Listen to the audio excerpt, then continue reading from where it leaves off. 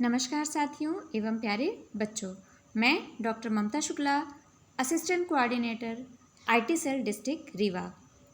आज के इस वीडियो सत्र में हम बात करेंगे कैरियर गाइडेंस पोर्टल यानी एमपी एस्पायर पोर्टल के बारे में।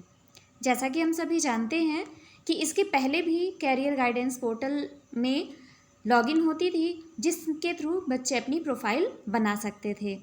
अभी हाल ही में इसमें कुछ अपडेशन हुआ है बच्चों की लॉगिन और प्रोफाइल अपडेशन के संबंध में।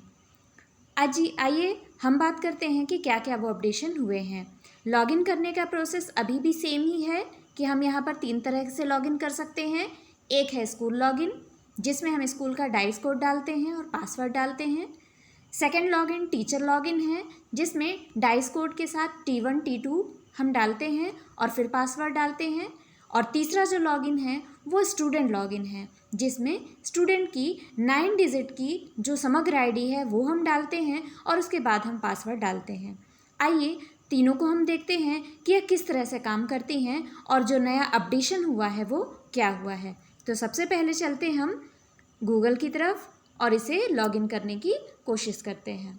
तो सबसे पहले हमें किसी भी वेब ब्राउज़र पे टाइप करना है MP एस्पायर पोर्टल या .com, mpAspire.com। ये हमें टाइप करना है। www या http की भी ज़रूरत नहीं है, आप सीधे mpAspire.com डालेंगे और सीधे गो करेंगे तो यहाँ पर कुछ इस तरह का इंटरफेस हमें दिखाई देता है। यहाँ पे यूनिसेफ और MP स्टेट गवर्नमेंट का ये जो लोगो है ये दिखाई देता है और यहाँ पर सबसे पहले ऊपर ही लिखा हुआ है Madhya Pradesh career guidance portal में आपका स्वागत है। अभी यहाँ पर हम बात करेंगे लॉगिन करने की। तो सबसे पहले मैं बात करना चाहूँगी स्टूडेंट लॉगिन की। अभी तक ऐसा था कि केवल इसमें वो ही बच्चे लॉगिन कर सकते थे जिन्होंने MP कैरियर वाला एग्ज़ाम दिया है, लेकिन आप सभी बच्चों के लिए एक खुशखबरी है कि अब 9वीं से 12वीं तक के जो भी शासकीय स्कूल में पढ़ने वाले बच्चे हैं वे सभी इसमें लॉगिन कर सकते हैं। इसमें लॉगिन करने के लिए प्रोसेस क्या है? सबसे पहले स्टूडेंट की समग्र आईडी डालनी है और समग्र आईडी डालने के बाद किसी भी स्टूडेंट का, यहाँ पर एक एग्जाम्पल के लिए मैं ले रही हूँ, और पासवर्ड सभी के लिए सेम है 1 2 3 4 5 6। किसी भी स्टूडेंट की हमने यहाँ पर सबसे पहले समग्र आईडी ले ली और पासवर्ड डाला, ठीक है। इसके बाद जब हम लॉगिन करते हैं तो हमारे पास कुछ इस तरह का इंटरफेस खुलता है, जिसमें जब स्टूडेंट सबसे फर्स्ट टाइम जब आप अपने जो आईडी है वो डालते हैं और इंटर करते हैं तो जो सबसे पहला इंटरफेस है वो कुछ इस प्रकार से दिखाई देता है। यहाँ पे आपको भाषा चयन करनी है। हम सबसे पहले, जैसे मान लीजिए यदि बच्चे को हिंदी भाषा चाहिए तो हम यहाँ पर हिंदी पे सेलेक्ट कर लेते हैं और सेव कर लेते हैं। ऐसा तब दिखेगा जब आप पहली बार लॉगिन कर रहे हैं, ठीक है। जब स्टूडेंट पहली बार लॉगिन करते हैं, इसके पश्चात कुछ इस तरह का डैशबोर्ड हमारे सामने खुलता है। यहाँ पर है कैरियर संबंधी जानकारी, कॉलेज संबंधी, प्रवेश परीक्षा संबंधी, ये 4 तरह की चीज़ें यहाँ पर दिखाई देती हैं, ठीक है।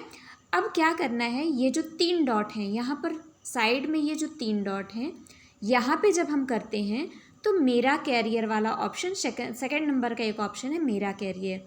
जब हम इस पर जाते हैं तो हमें करना क्या है, हम यहाँ पर एक या एक से अधिक देश और राज्यों का यहाँ पर सिलेक्शन कर सकते हैं कि हम किस जगह पर। ये एक तरह का फ़िल्टर है, जैसा कि आप शॉपिंग करते समय, ऑनलाइन शॉपिंग करते समय फ़िल्टर डालते हैं, वैसे ही फ़िल्टर है कि आप कहाँ कहाँ पर स्टडी करना चाहते हैं। जैसे देश नंबर 1 है, इसमें जैसे हमने सेलेक्ट कर लिया इंडिया। अब इंडिया में भी आप कौन से स्टेट में चाहते हैं, सपोज़ यहाँ पे हमने डाल दिया मध्य प्रदेश या MP।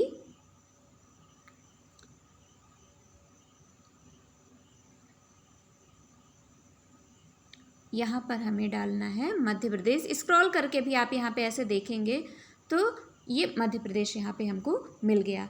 यहाँ पर मध्य प्रदेश सेलेक्ट करने के बाद यहाँ पे अभी आप देख रहे हैं कर्सर है अभी यहाँ पर, यानी यहाँ पर एक से ज़्यादा हम राज्यों को भी सिलेक्शन कर सकते हैं। सपोज़ मान लीजिए इसके बाद आप मध्य प्रदेश के अलावा आप दिल्ली में चाहते हैं तो आप दिल्ली यहाँ पे कर भी सकते हैं।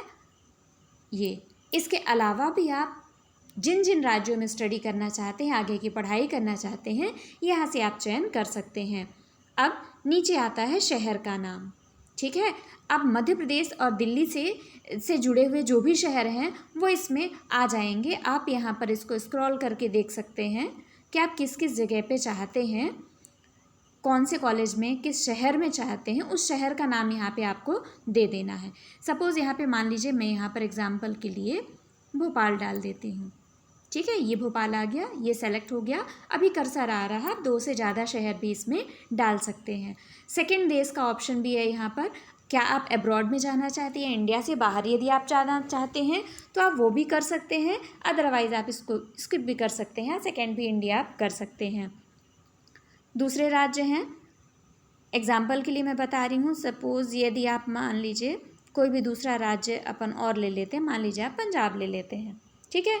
तो पंजाब के किसी शहर में यदि आप चाहें तो ऐसे फ़िल्टर आप डाल सकते हैं। इससे 1 से ज़्यादा राज्य और शहर भी आप डाल सकते हैं। अब इसके बाद पूछता है नीचे, स्कूल पूरा करने के बाद 10वीं या 12वीं आप किस तरह का कोर्स करना चाहते हैं। कक्षा 12वीं के बाद 3-4 साल का डिग्री कोर्स करना चाहते हैं, अथवा 10वीं या 12वीं के बाद 6 महीने से 3 साल का डिप्लोमा या रोज़गार देने वाला कोर्स कर सकते हैं, ठीक है। आप जिस तरह का भी कोर्स की जानकारी चाहते हैं उसको आप यहाँ से सेलेक्ट कर लीजिए, ठीक है। यानी यहाँ पर है डिग्री आधारित कैरियर और डिप्लोमा आधारित। अब यदि मान लीजिए आप डिप्लोमा वाले कोर्स पे करते हैं तो आप देखेंगे नीचे यहाँ पर अपने आप डिप्लोमा आधारित कैरियर पे की जानकारी शो होने लगती है, ठीक है। अब इस पर भी आप कैरियर किस किस फील्ड में चुनना चाहते हैं, ये शुरू का ही फ़िल्टर है जब आप पहली बार आप इसको लॉगिन करते हैं तब। सपोज़ यदि मान लीजिए आप कला प्रदर्शन में जाना चाहते हैं, ठीक है। इसके अलावा भी आप 1 से ज़्यादा यानी कम से कम 2 आप चुन सकते हैं, 1 या अधिकतम 2, ठीक है। आप मान लीजिए आपने एक चुन लिया कला प्रदर्शन, दूसरा मान लीजिए आपने डाल दिया है कानूनी सेवा, ठीक है। अब जैसे आप मान लीजिए 2 से ज़्यादा डालते हैं, 3 डालते हैं, तो ऊपर अपने आप यहाँ रेड से लिख करके आता है कि आप पहले से ही 2 कैरियर का चयन कर चुके हैं। तो इनमें से किसी एक को हम हटाएंगे और केवल 2 ही कैरियर यहाँ पे हम सेलेक्ट कर सकते हैं। इसके बाद दोबारा पूछता है कि आप जो भी इसमें जानकारी आ रही है वह किस भाषा में चाहते हैं, हिंदी, इंग्लिश या बाकी अदर लैंग्वेज भी हैं। आप जो भाषा चाहें उस पे इसे सेव कर सकते हैं। यहाँ पर मुझे हिंदी में जानकारी चाहिए तो मैंने हिंदी में कर लिया है, ठीक है। अब आपका यहाँ पर प्रोफाइल बन गया है, शुरू की इन्फॉर्मेशन आपने इसमें दे दी है। अलग से प्रोफाइल अपडेशन करने की अब कोई आवश्यकता नहीं है। एक बार लॉगिन करने के बाद जो आप इन्फॉर्मेशन इसमें डाल देते हैं वहीं से ऐसा माना जाता है कि आपकी प्रोफाइल बन गई है, जबकि इसके पहले तक ऐसा होता था। इस पोर्टल के अपडेशन के पहले तक अलग से प्रोफाइल अपडेट करनी पड़ती थी और अब प्रोफाइल अपडेट करने की आवश्यकता नहीं है। 9वीं से 12वीं तक के सभी बच्चे इसमें लॉगिन कर सकते हैं। शासकीय स्कूल में पढ़ने वाले पिछले सत्र में जो बच्चे 9th में थे वो अभी 10th में पहुंच गए हैं, लेकिन अभी नवीन प्रवेशी 9वीं में हैं उनकी अभी आईडी इसमें नहीं अपलोड की गई है। पुराने जो 9वीं से 12वीं तक के बच्चे हैं वो सभी की आईडी इसमें अपलोड कर दी गई है और वो सभी बच्चे अब इसमें लॉगिन कर सकते हैं।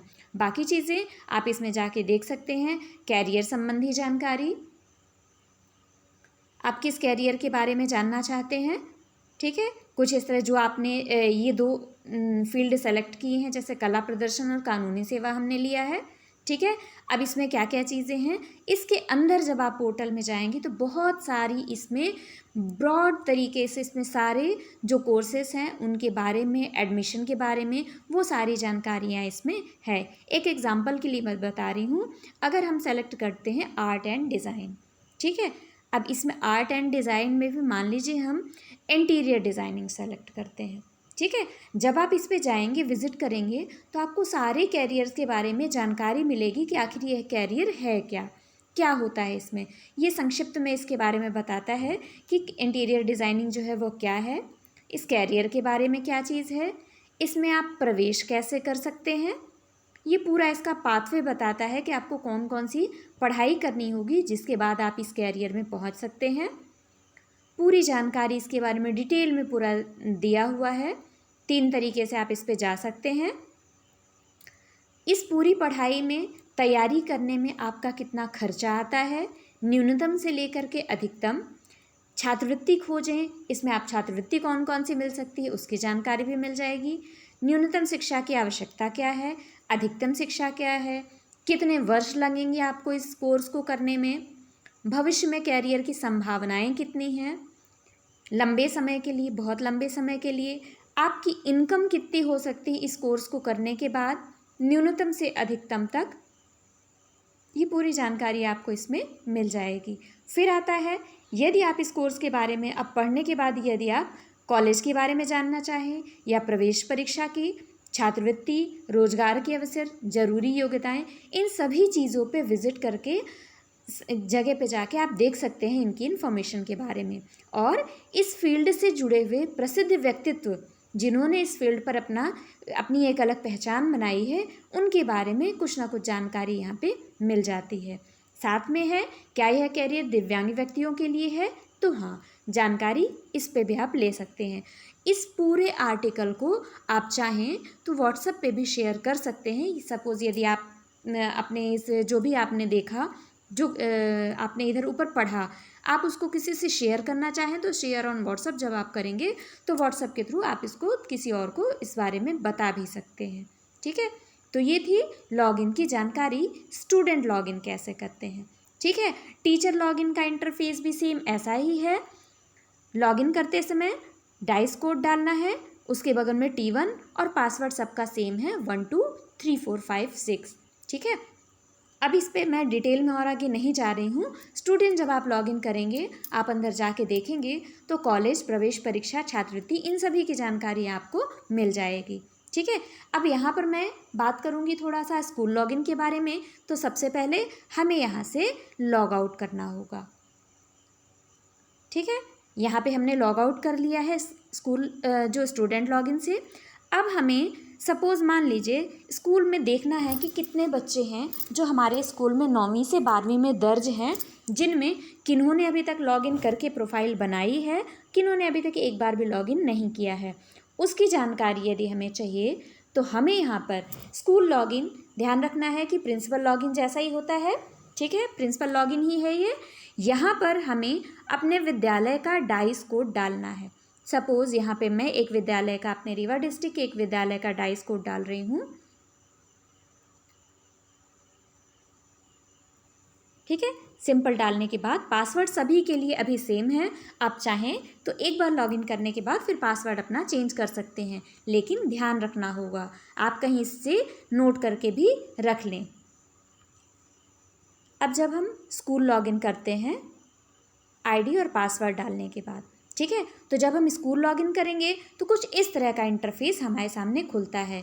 यहाँ पर है view student, view school report, view school analytics और डाउनलोड इनएक्टिव स्टूडेंट्स।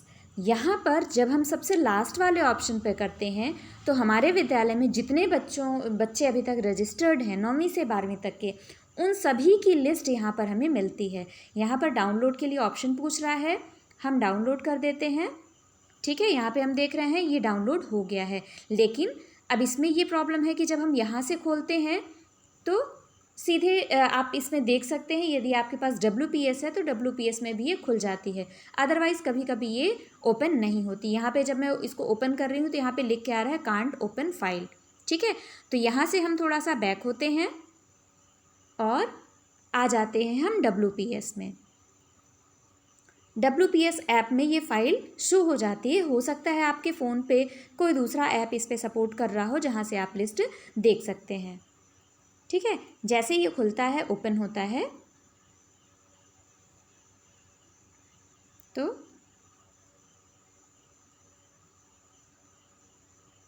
यहाँ पे आप देख सकते हैं कुछ इस तरह का इंटरफेस खुलता है। यहाँ पर बहुत सारे स्टूडेंट हैं जिनका नाम, क्लास, स्कूल का डाइस कोड और यूनिक आईडी, ठीक है, समग्र आईडी, इतनी चीज़ें स्टूडेंट की इन्फॉर्मेशन दी हुई रहती है। स्टूडेंट की समग्र आईडी की जगह स्टूडेंट की यूनिक आईडी लिखी हुई है और 10, 11, 12 सभी क्लास के पढ़ने वाले जो बच्चे हैं, यहाँ पर कौन कौन से बच्चे रजिस्टर्ड हैं, यहाँ पे आप इसकी पूरी जानकारी देख सकते हैं। जितने बच्चे यहाँ पर हैं अभी ये देखिए इतने सारे बच्चे यहाँ पे रजिस्टर्ड हैं 9वीं से लेके 12वीं तक। ये सभी बच्चों की कंप्लीट सूची यहाँ पे मिल जाती है हमें। इस सूची को हम डाउनलोड करके और यहाँ से देख सकते हैं कि कितने बच्चों ने अभी तक लॉगिन नहीं किया है। अब हमारा अगला दायित्व ये है कि ज़्यादा से ज़्यादा ये वीडियो, ये जानकारी हम बच्चों तक पहुँचाएँ, ताकि ये सभी बच्चे जो अभी इनएक्टिव स्टूडेंट वाली लिस्ट में हैं वो वहाँ से जो जो बच्चे लॉगिन करते जाएंगे वो इस लिस्ट से उनका नाम घटता जाएगा और वो एक्टिव स्टूडेंट वाली लिस्ट पे चले जाएंगे। ठीक है, यहाँ पे हम थोड़ा सा बैक होते हैं। ठीक है, तो ये जो डाउनलोड इनएक्टिव स्टूडेंट्स थे वो सारे व्यू स्टूडेंट वाले लिस्ट पे चले जाएंगे। ये इंटरफेस दिखाई देगा स्कूल लॉगिन करने पर। ठीक है, तो यहाँ से हम बच्चों की स्कूल रिपोर्ट जो है वो भी देख सकते हैं कि किन किन बच्चों ने अभी तक लॉगिन नहीं किया है। हम उनकी लिस्ट बना लें और बच्चों तक ये बात पहुँचाएँ कि उनके लिए ये एस्पायर पोर्टल कितना बेनिफिशियल है। 9वीं वाले बच्चों को, 10वीं वाले बच्चों को, इनको जब ये पोर्टल में ज़्यादा से ज़्यादा जाके विज़िट करेंगे तो उनको आने वाले कैरियर के बारे में, सब्जेक्ट फील्ड के बारे में ज़्यादा से ज़्यादा जानकारियाँ मिल जाएंगी। ठीक है, उम्मीद करती हूँ कि आपको ये वीडियो पसंद आया होगा। इससे संबंधित login, student login, teacher login या इस वीडियो से रिलेटेड आपकी कोई भी क्वेरी हो तो आप वीडियो के कमेंट सेक्शन में आप ज़रूर दीजिए। जहाँ तक मुझसे होगा मैं यथासंभव उनको जवाब देने की, प्रॉब्लम सॉल्व करने की कोशिश करूँगी। तो ज़्यादा से ज़्यादा बच्चों तक ये वीडियो पहुँचाएँ ताकि सभी बच्चे लॉगिन करके अपनी प्रोफाइल बना सकें। धन्यवाद।